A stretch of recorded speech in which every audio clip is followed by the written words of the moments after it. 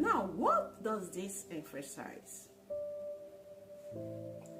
Mezirow transformative learning theory emphasizes self-reflection as a pivotal mechanism for personal and intellectual growth. Let's unpack what it means in this specific context. 1. Critically assessing assumptions.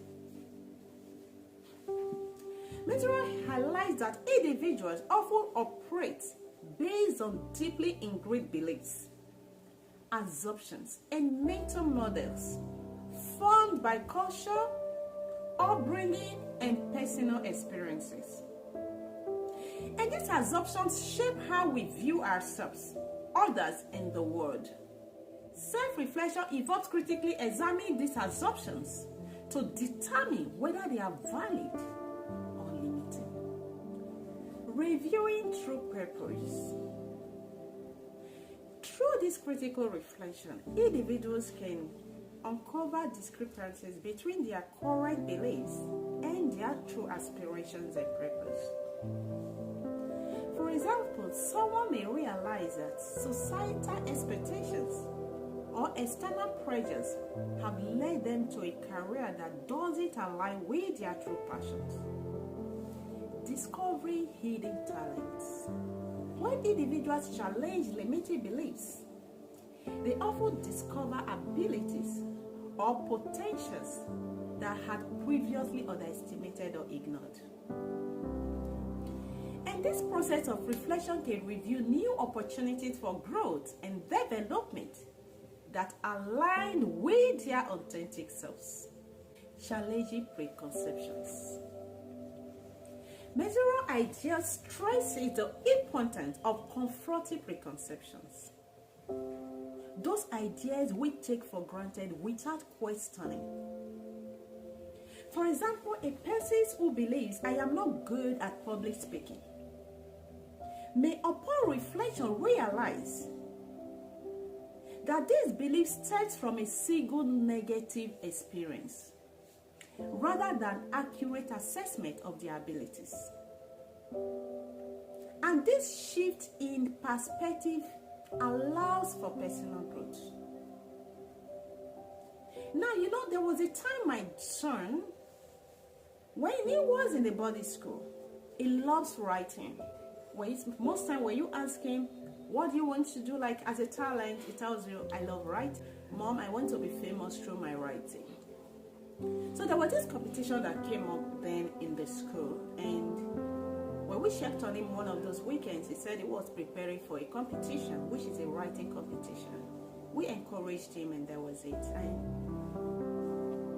after the competition, we discovered that he did not make it, because I think then the winner was supposed to go with 5 million, and my boy was all out preparing for this competition. He said, Mom, I did not sleep.